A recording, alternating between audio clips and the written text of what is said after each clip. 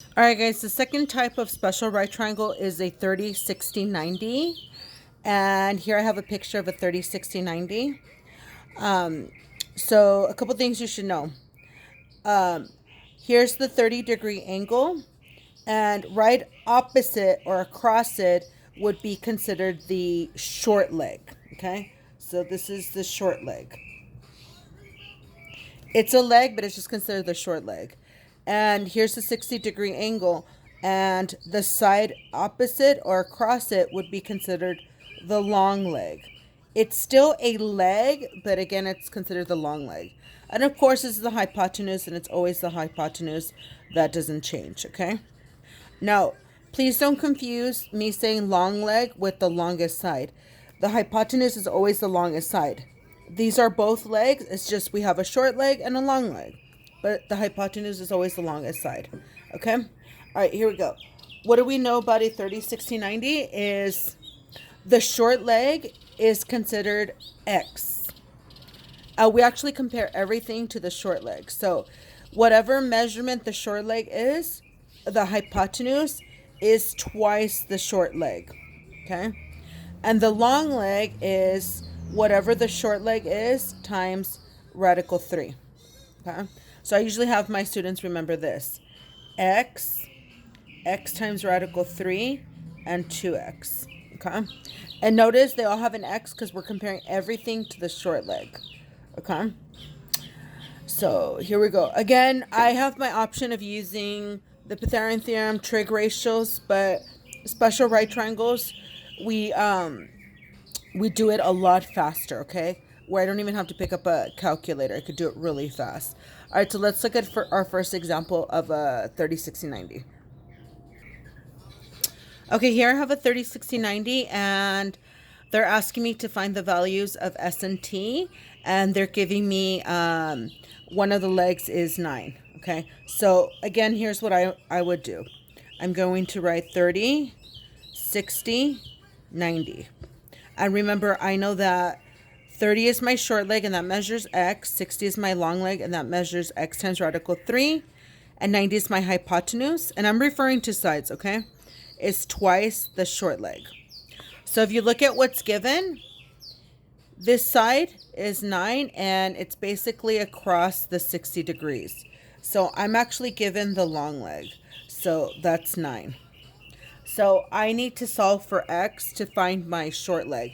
So once I find the short leg, it'll be easy because then, I can find x, and then this is twice x, okay? So what I do is I set these equal to each other, okay? I want to write an equation. So I write 9 equals x times radical 3. And just like we did before, we're going to isolate x to solve for x. So I will divide both sides by radical 3. Okay, basically that cancels. So now I'm left with x equals 9 over radical 3. Again, in algebra, we were told we're not allowed to have radicals in the bottom, so I would multiply radical 3 to the denominator and the numerator. Okay. Here, I just leave it as 9 radical 3. In the bottom, we have radical 3 times radical 3, which is radical 9. And what's the square root of 9? 3. They kind of just cancel out. That's kind of the shortcut. Okay? And I would say this is my final answer, but look at your coefficients. You can definitely simplify that. So your final answer should be x equals 3 radical 3. Now, what did you just solve for? You solved for the short leg. So if I go over here, S is my short leg. So S is 3 radical 3. Okay? Now I just have to solve for my hypotenuse. My hypotenuse is T, but remember, hypotenuse is whatever the short leg is times 2. So I just have to take that and multiply it by 2. So T equals 2 times 3 radical 3.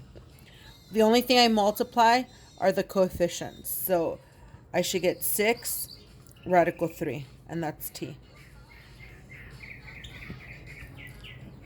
Again, you do enough of these that you see the pattern, okay? So you can eventually find a shortcut. Remember that the hypotenuse Technically should be a whole number if x is a whole number. And the long leg should have had the radical 3, but it didn't. It was a whole number. So what happens is the radical 3 is actually in the short leg and in the hypotenuse. Okay? All right, let's try another example. Okay, guys, in this next example, it says a high school softball diamond is a square. The distance from the base to base from base to base is 60 feet to the nearest foot. How far does the catcher throw the ball from home plate to the second base? Okay, so here we go. If it's a square, we know a couple things. If it's a square, we know that all the sides are congruent. And if all the sides are congruent, then you basically have two isosceles triangles, okay? What we end up having is a 45, 45, 90 triangle.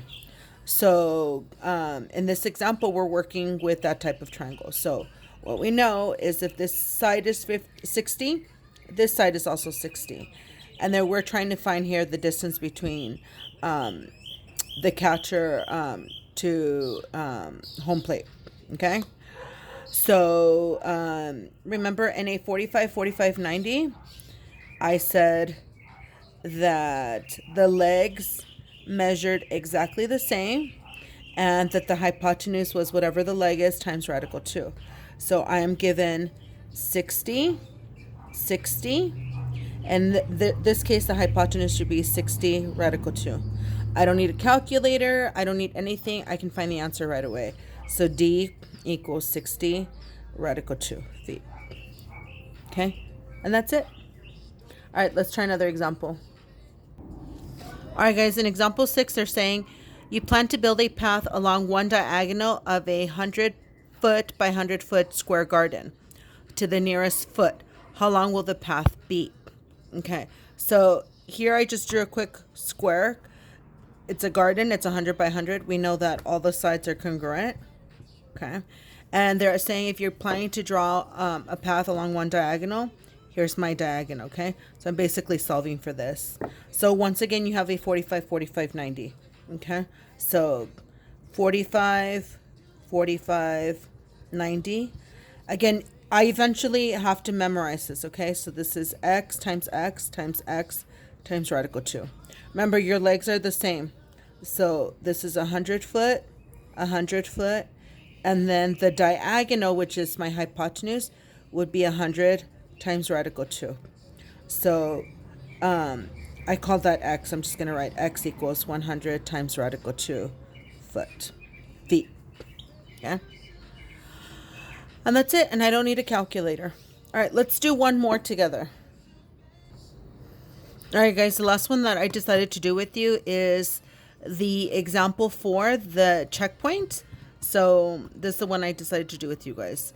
They're asking if the diagonal of a square window is given below, find the length of the sides. So this time I'm given the hypotenuse, okay? And again, they're saying it's a square, so I know automatically it's a 45, 45, 90. And remember, legs are the same and hypotenuse is x times radical 2. I'm given the hypotenuse. So that's 36 radical 2. Well, I know that it's whatever the leg is times radical 2. So I can actually say that the leg is 36. So if they're asking me what are the sides of the windows, then it's just 36. Okay. You guys, now I'm going to have you pause the video and I'm going to have you guys do checkpoint 1, 2, and 3, and then example 7. Okay, so pause the video and then I'll give you the answers. All right, guys, hopefully you tried them on your own, but let me give you the answers to the checkpoint. For number 1, you should have gotten x equals 4 and y equals 4 radical 2. For number 2, a equals 10 and b equals 20. And for number 3, 15 radical 3 is m and n is 30. And I made you guys do example 7, so I actually drew it right here, okay? So you should get h equals 9 radical 3. Now, I know they're asking you to find it to the nearest tenth of a millimeter. So all you would have to do is plug that in your calculator and I'm going to show you. And then you can round it to the nearest tenth. But usually when I'm working with special right triangles, I just leave it at that. But let me show you. So the answer would be 15.5, and it keeps going. But if I want to round to the nearest tenth, I would write 15.6. Okay. Since they said to round to the nearest tenth. Okay. All right, guys, now you're going to try some examples on your own. Good luck, and reach out to me if you need my help.